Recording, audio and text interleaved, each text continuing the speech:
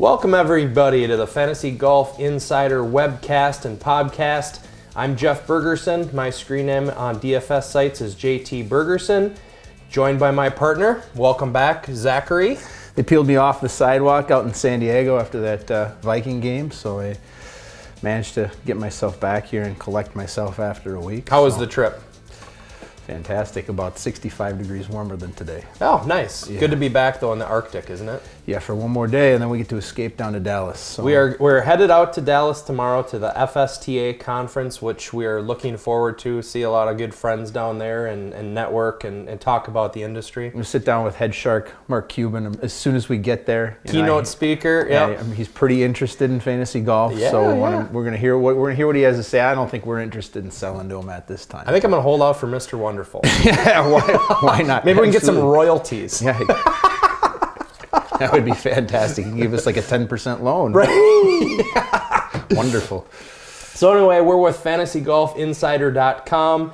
Please check us out on our website, become a premium member, tons of good stuff, all of the information and tools that you need to be a successful DFS golf player and be profitable overall. This broadcast is also available on iTunes, so you can check out the podcast. Be sure to give us a good review on iTunes. That'll help a lot. Subscribe to us on our YouTube channel. Before we get into this coming week's event, we should talk a little bit about last week, the Sony Open in Hawaii. Our picks were pretty darn good. I had Fabian Gomez, Zach Blair, Kevin Kisner. Oh, please. Matt Kuchar, Harold Varner III in my column. So I was pretty happy. I stacked a lot of those guys in GPPs. The sick thing was yesterday I was watching it in $3 GPP and I was bouncing around. I had a couple teams up in the top 10 and then sitting in first for about an hour. And then, $3, that's a long time, too. Oh, yes, it is. Yeah, you fluctuate between hundreds in the $3. And then Brian Harmon just goes, pew! And then Kisner hits it from... bunker to bunker, bunker to bunker. and my team goes from first to like 101st. It was like the green was like the net of a beach volleyball game for him there. That was bad. Yeah. How were your picks? Really good, 15 of 20. And, every week a lot of people look at just the straight percentages or, you look at a lot of the models and things that are out there and they'll just say, well, this many out of our top so many. But we kind of force ourselves to get outside of that a little bit. Right. I mean, it's really easy if we were to just grab on to the top couple guys, but I think both of us, we take some chances in terms of putting out some sleepers. So the sleepers actually did pretty well. It was the deep sleepers. I had two guys in that 5,700 range. Michael Kim, he threw up a snowman there on day one. Actually shot really well day two, but he just missed the cut by a couple of strokes. And then Brian Gay was a guy coming off of a year of injuries, but who had fantastic tournament history. And again, I put him out there as this is just a GPP play. Yep. He's got good history here, and he's 5,700, so just a GPP play. So, he didn't, he missed. And then a couple surprises up at the top that were a little bit disappointing. I think Russell Henley disappointed a ton of people last week. And Willie Wilcox, Will the Thrill. Will was one of your guys. I actually did not write him up, although I did use him in a couple of head-to-heads. Unfortunately, but also had Justin Thomas, who inexplicably just pulled a late season Justin Thomas last year. And I don't know. My take on him winning an event last year was great. He's won this event now. Now he can kind of calm down a little bit. Right. The pressure will be off him a little, so just be able to just perform. Yep. Well, since he won that event, he's been off a couple weeks in a row. Done that well. He was in the mid 50s the tournament after that.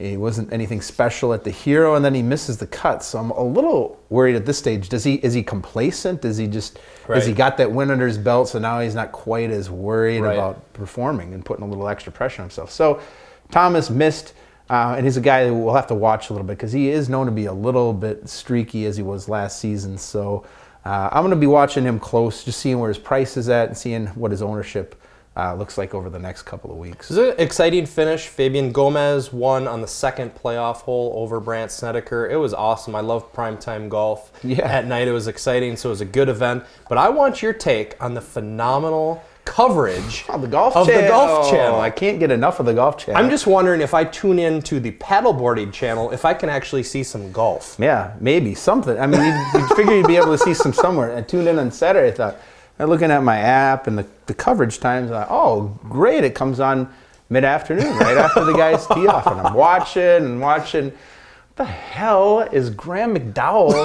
still doing out here today? And then I'm like, you didn't want to see previous round coverage? Yeah, I don't know who did.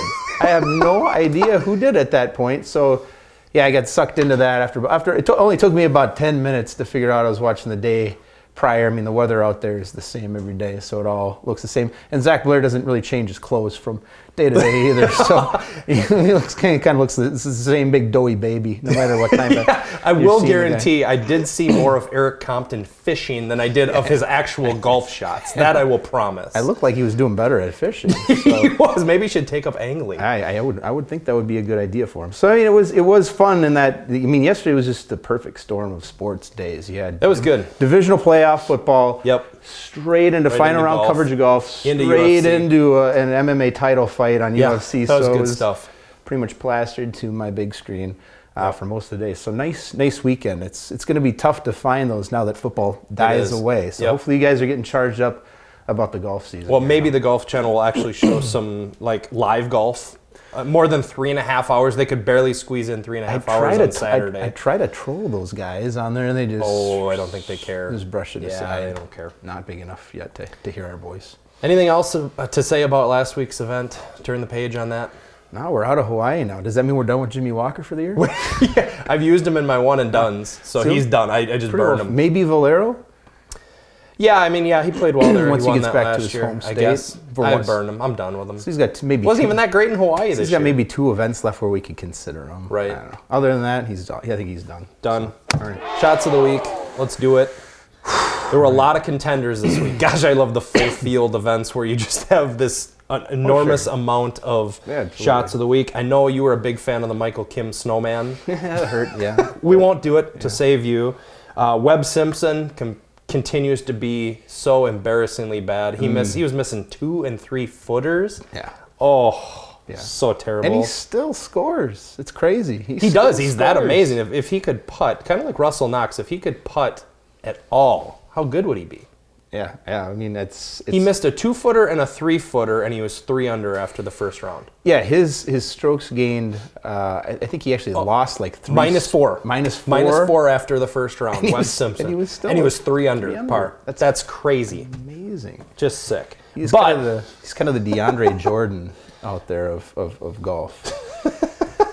So the winner is actually going to be nominated by a friend of ours, Brad Kennedy, who his screen name is Absolute Bronx. He submitted this, and I agree with him. This should be the shot of the week. We met Brad, who's a very good DFS player in general, good at golf. Qualifier. Yep, we met him out in Boston in the World Championship. He nominated Harris English for his theatrics yesterday. Yeah. And I have the shot tracker to highlight just how good Harris English was on this hole. Are you ready for this? I'm always ready for this. Okay, it was the par 3 7th hole.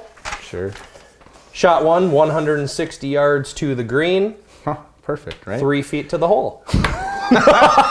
Beautiful. All right. Yeah, you're in good shape. He doesn't just birdie, though, or he wouldn't be a shot of the week. No. So, shot 2, his 3-foot putt, he putts it 7 feet 7 inches, and now he's 4 foot 4 inches from the hole. So he's got work for par. Oh, but then shot 3, 5 foot 10 inches, and he misses that one. And then it takes him another putt. So he 3-putted from 3 feet. Yeah, that's amazing. Harris English on a Sunday. That's hard to believe, right? Well, yeah, for Harris, not so much.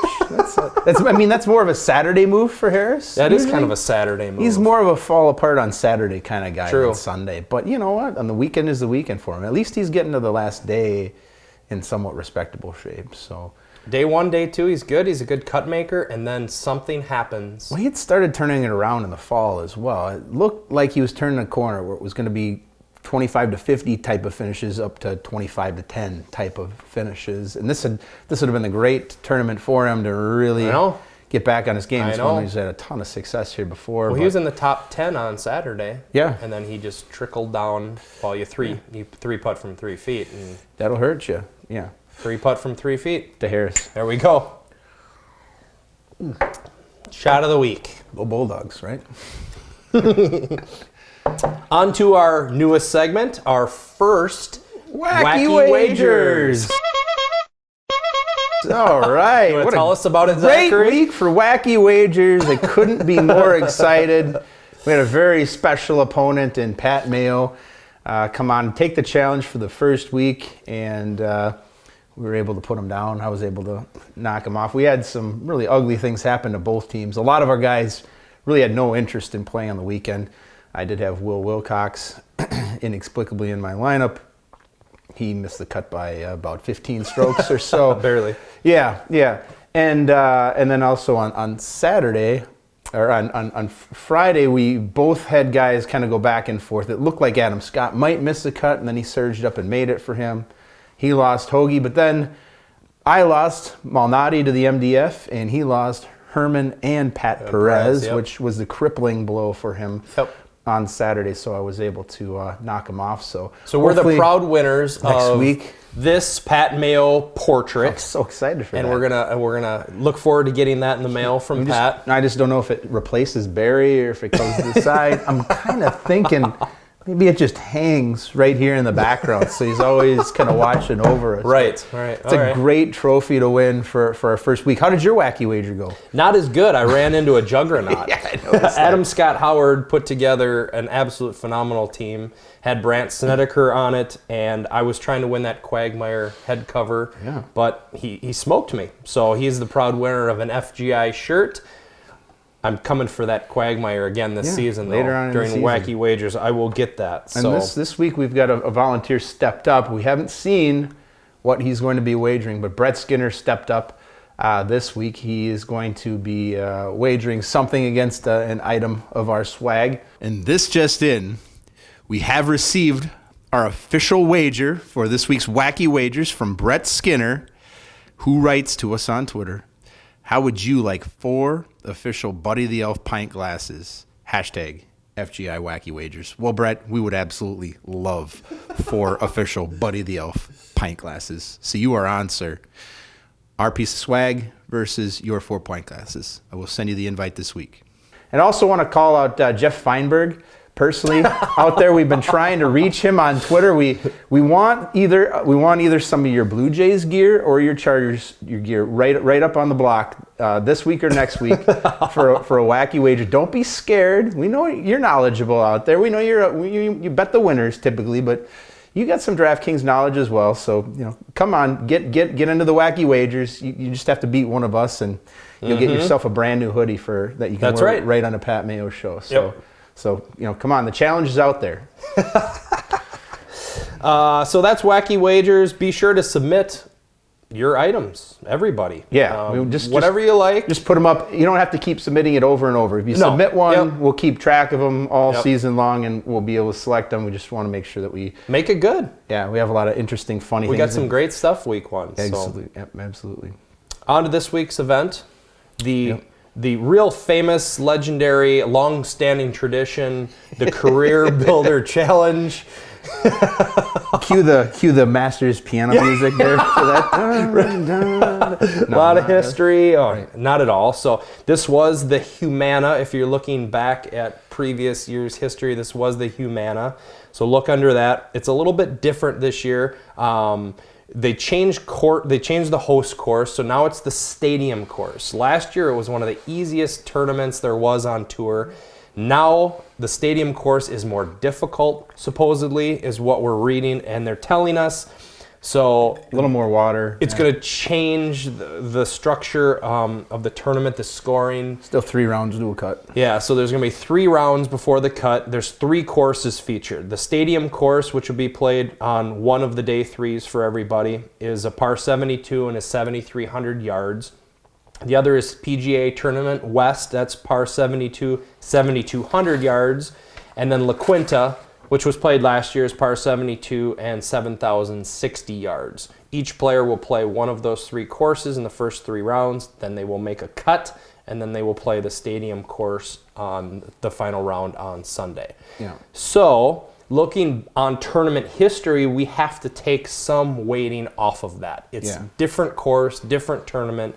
We'll still look at it, put a small percentage on tournament history, but I would say not as much. You agree?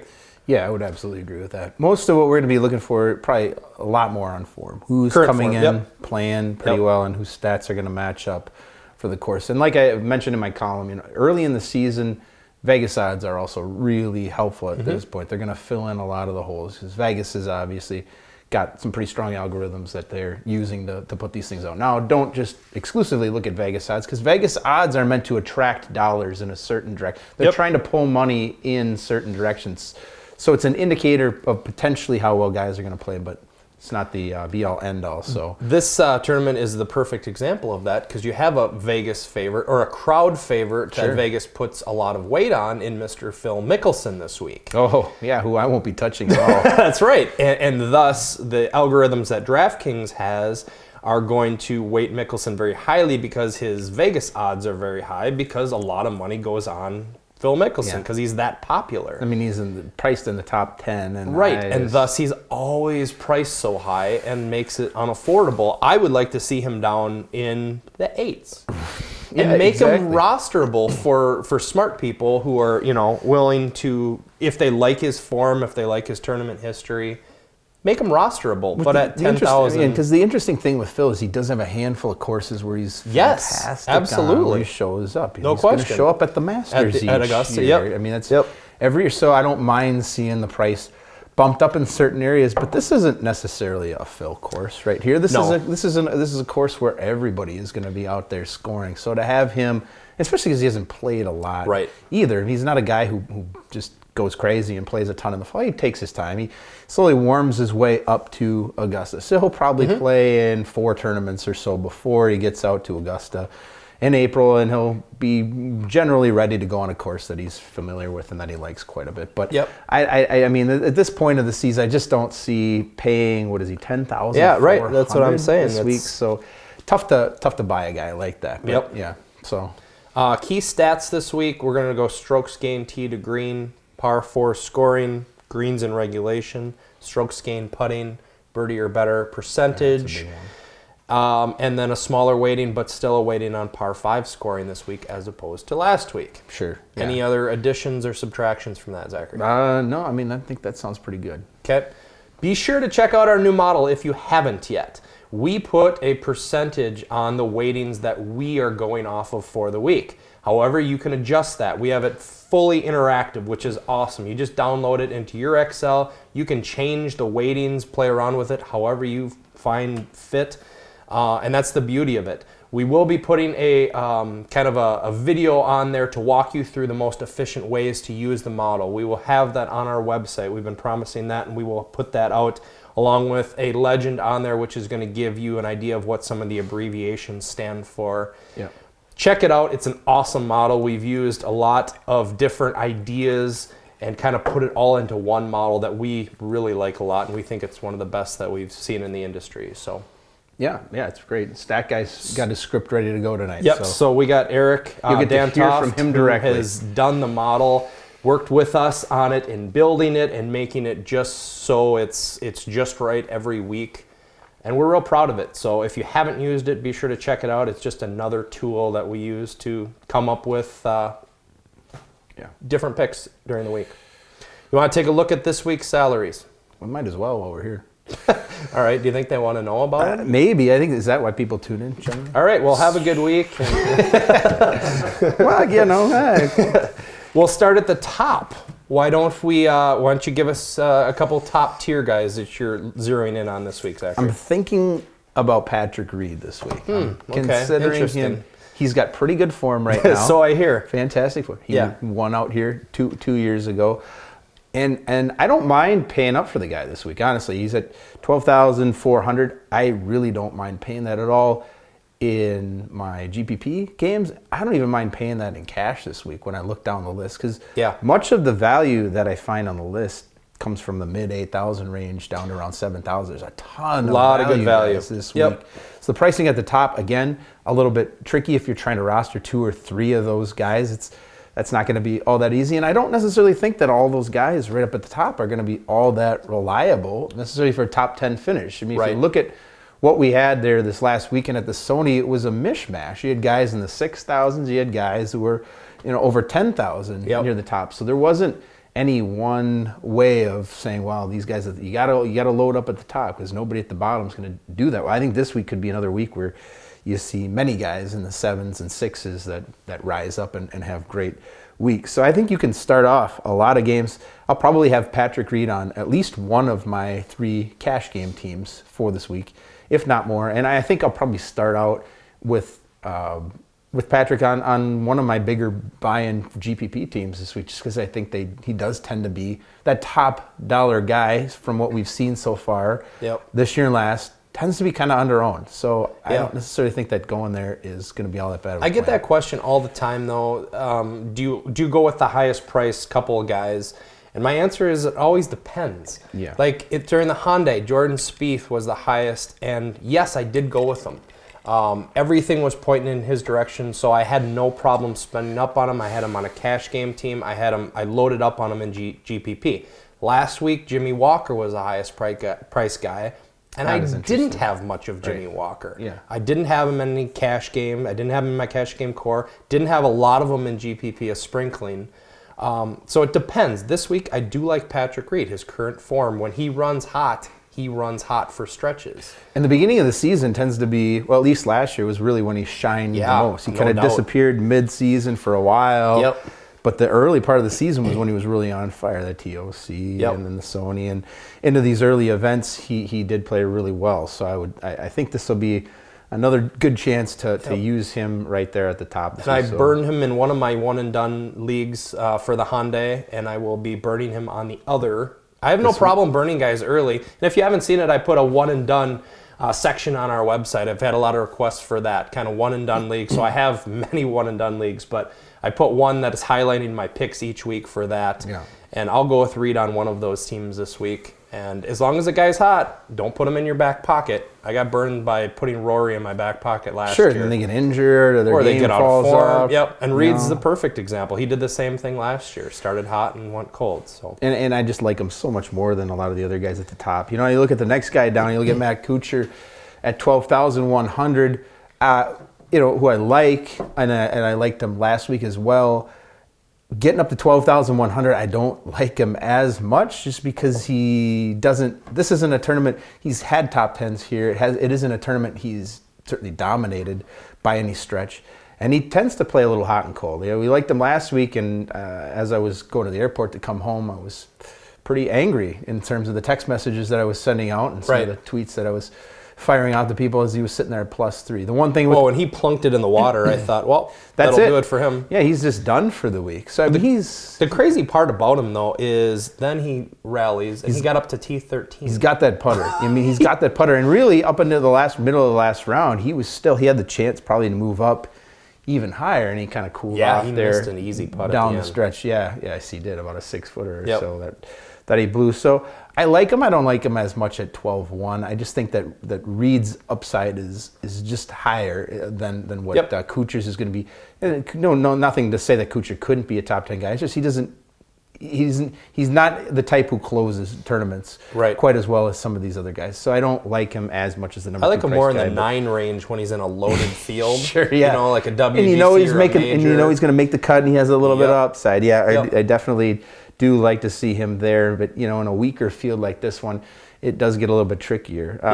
Going down the list, is there anybody else that you kind of like in that top range above 10,000? I like Kevin Na quite a bit, and I like Ryan Palmer. Both of those guys strike me. I will be not on Bill Haas this week. I think he's going to be pretty popular because of his phenomenal tournament history here. We need to realize that it's a different tournament, so let's not look as closely at tournament history. He did not look that good at Tournament of Champions. Yeah. Was not that impressive. Had kind of a so-so year last year. And he's another guy at 11,000. That's a lot to pay for a guy. Yeah. Especially if you look down in like the 8s and you feel like you could get just as much bang for your buck. Yep. So I won't be on him, but I do like Palmer and Na. You on board there? Yeah, I think so. I think Nas should probably stay pretty popular. I think Palmer and Na, they both should be pretty popular here. Kevin Na hasn't had as much success at this event over the last few years as you'd like for a guy at that 10-6 range. So I don't necessarily know that I will use him a lot for cash games. There really might not be anybody. I won't have him in cash games. Outside of Patrick Reed, I might not use another guy above 10,000 on a cash game team this week. I just don't trust him enough for the value. Nope. I mean, the big value you get out of a guy like Reed is if he wins the event, you get so many extra points that it can offset a miscut from somebody else in your lineup. So it's almost worth the risk in a way. I just don't trust any of these other guys quite enough to put them on a cash game roster and to come down here. So completely agree. I like him all right. You know, looking down the list, the guy just above 10,000 is another guy, Jason Bone, a guy we loved last year. Bone. Yep. Fantastic in the fall season. I don't know if I can pay 10,100 for him. It's another event. It's an event here where, and look at his history. I don't even know if he has a top 10 finish at this event looking back. So he may be a different golfer, may be a better golfer, but without any kind of history to go off of at this course, it's kind of a crapshoot as to whether or not he takes off and does well, or if he just has kind of an average event and just makes the cut. So I guess I would rather save some money and come down. And he's also got some rust to knock off, probably. He hasn't played in a few months. It's been a couple months. Yeah, so you never know what to expect, and to pay $10,100 for, I think, a guy like Bone is probably not too wise. Right, yeah. A lot of that price is just based off of how hot he was during last season. We don't know that that's going to continue. Exactly. I mean, what is he, that's 42, 43 years old? So there's no spring chicken out there. So, you know, look at that. Those top guys, I guess, coming down a little bit. I was a little excited about guys like Duffner and Simpson, seeing what their price up about $2,000 for each of them this week. Not quite as excited. Duffner's looked good. I had him on my list coming in, and then I saw the price. I wasn't as excited. I still might be on board if I go with a middle cash game team. He might be part of that core on one of those teams. Because he's a cut maker. He is. I mean, he's a cut maker. He's going to make cuts. You know, Webb Simpson down there, he's a guy who, if you just see his score at the end of the weekend, it's tolerable. Right, Watching him go from Thursday all the way to Sunday is gut-wrenching. I mean, it's just... It's difficult to watch a guy blow so many close putts, but you know, again, he has had a nice tournament history out here at 9,600. I guess I don't hate the price. I don't love the price. I just think there's just as good value, about $1,000 below. So, you know, talked a little bit about that. Dropping down a little, I think another crowd favorite this week is going to be Charlie Hoffman. I think so too. With his tournament history here, it's been outstanding. There's a few tournaments in which Charlie shines no matter what his form is. Deutsche Bank is one that comes to mind. Yes. Nice pick, DJ. Yeah. And this is another one. I don't think I'm going to have a tremendous amount of Charlie Hoffman, and I will not in cash games. I maybe have a piece of him in GPPs. I like a couple of guys around him more. Mark Leishman's a guy who is usually very lowly owned, but he's been playing well. He's been playing great, yeah. So if you can get a guy like him who will be owned at 10% or lower, I like him for that just about the same price. And Robert Streb is a good cash game guy who will be in my core. Is Streb going to be highly owned this week? You know, okay, so here's the crazy thing. We talked about this, the ownership coming in this year as opposed to the fall. Saw a lot of really weird things last week. Yep, so when we're doing our predictions, a few things have been off, and we don't know how to account for it. Is it the newbies that are coming into the contests? Week 1, Brooks Koepka was very low owned compared to where he was in the fall. Last week, we felt as though a couple other crowd favorites, Will Wilcox, would be highly owned, and he was not either. And who else was it? Finau wasn't that high. Finau, especially for his price was crazy, and he was a crowd favorite too in the fall. So something's changed a little bit, and we need to kind of monitor it.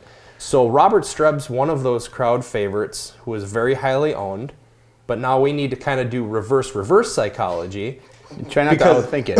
Well, that's what we're wondering a little bit, is because there's all kinds of webcasts and tout shows and serves, and a lot of them tend to line up the same way. Correct. So I'm wondering if it's your high level group. If these are starting to just drive people in a certain direction. So let's not overthink it too much in these early weeks in terms of putting together our lineups. We're going to see it later on in the year. Guys are going to start to get into a pretty good groove. They're going to be on form, and people are going to gravitate towards them over and over. But for the early part of the season, let's not overthink it too much. And we see a guy who looks like a great price and looks like a great deal.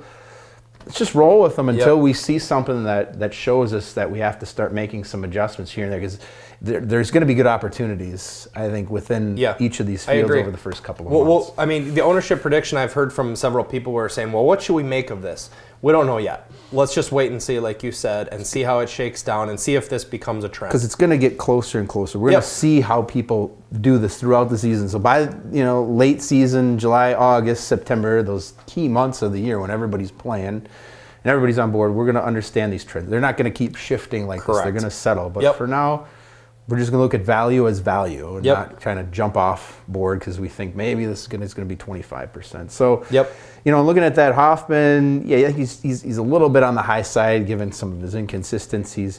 You could have Billy Horschel at 8,600. What do you think? I don't hate Billy Horschel. Really? Was that the commercials in Hawaii? or Matt Kuchar playing with dolphins? Do you like those? I mean, if you look down the list, that's not a terrible price for him. I mean, at 8,600, that's oh God. Yeah, it's not. He's that group of guys: Billy Horschel, Graham DeLette, and Luke Donald. Right there are three guys that I think I hate the most. I don't hate any of those guys. All right, well, I hate them. I don't hate any of those guys. I really liked what I saw out of DeLette this. I'll play a wacky wager, and you have to have those three in your lineup. I don't hate Luke Donald either this week. He looked pretty good last week. He's been playing really good. I mean, that was sort of the thing last week. There was a lot written about him. I don't know where it came from, but somebody had written about how he considered actually quitting at some point last season, and then kind of rediscovered his love a little bit. And he actually was pretty good down the stretch last year. He was pretty good at the Open. He was pretty good leading into the FedEx Cup. He had burned himself so much early in the season. They didn't have enough points to get all the way to the end, but he actually was playing pretty good golf. The guy he's been national champ. He was #1 in the world. Maybe he can pull it together. I like this range of guys. I like that range. I mean, you look at right above that. I mean, I have to say, if I'm looking between Billy Horschel and Francesco Molinari, I'm thinking Molinari at 8,700.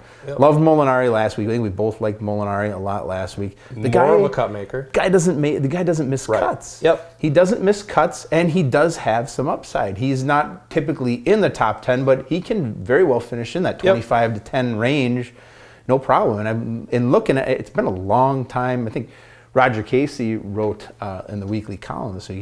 He tracked it all the way back to almost a year ago since the guy's actually missed an actual cut. That's why I like him so much. So I do like him a lot, since we've been talking about guys who aren't quite priced right in our range. There's a guy that I like quite a bit. And then dropping down, since you hate Horschel, you hate DeLette, you hate Donald. I do. Yep, those three guys. How about Russell Henley? Russell Henley, I hated him last week. But I kind of like him as the opposite this week. A lot of people will be off of him because he looked so bad and missed the cut last week. $2,000 price decrease in a weaker field. That's huge. That's extraordinary. I have no problem getting back on Henley and GPPs this week. Don't trust him for cash?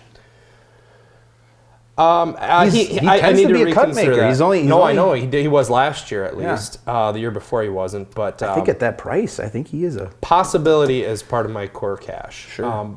Right below him is Zach Blair. I think he's going to be a popular pick this week because of his showing last week. Yeah, he's just been 8,200 seems crazy.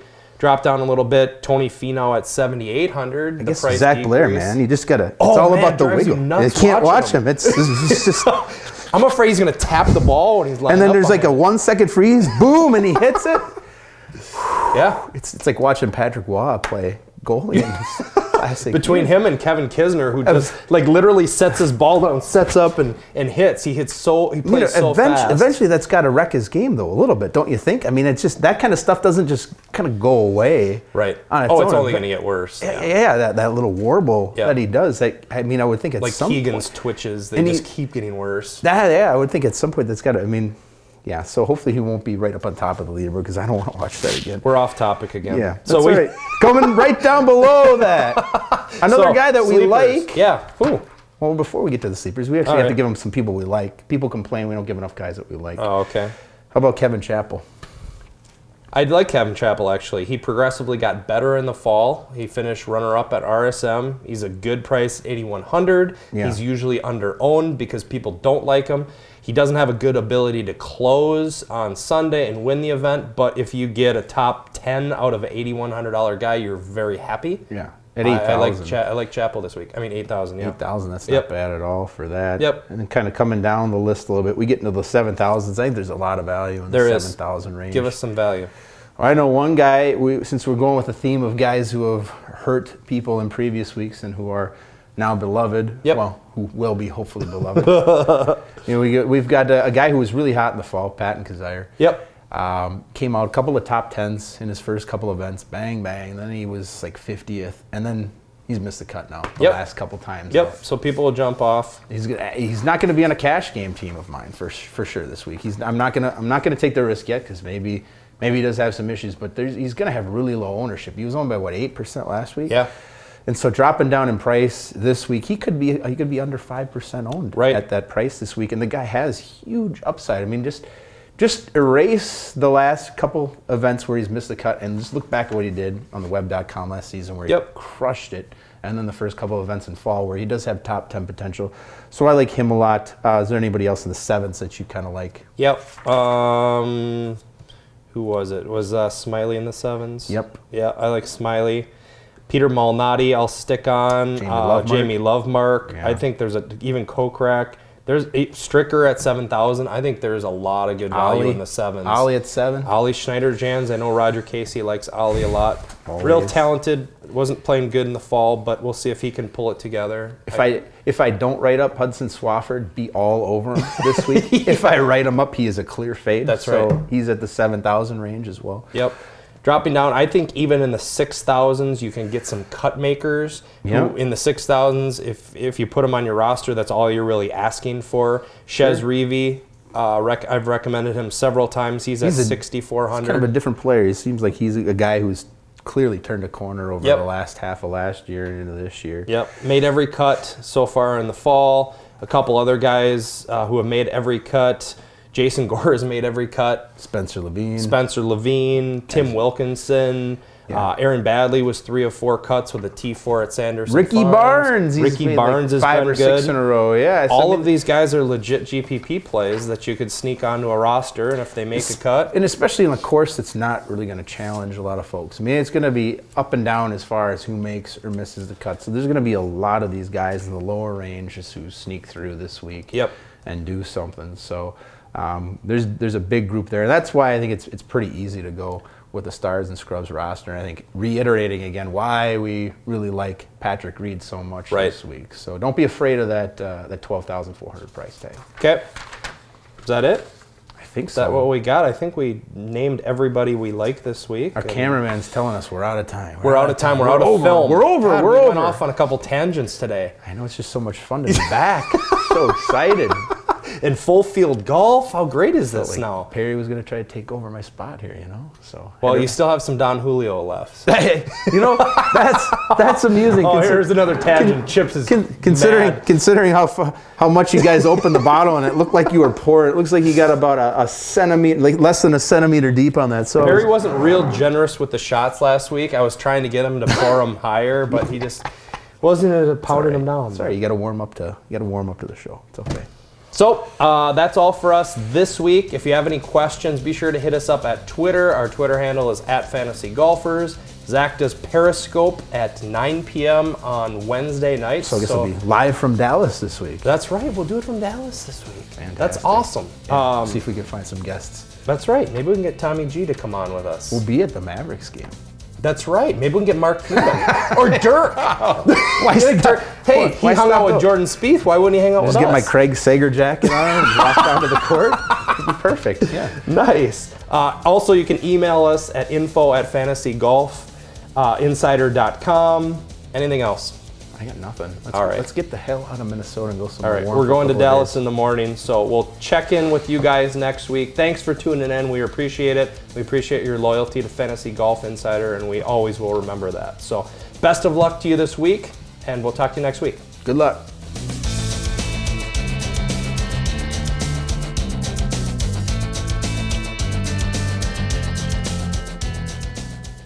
Are you out of film, Chip? We were going nuts. Man, we were just so much to talk about.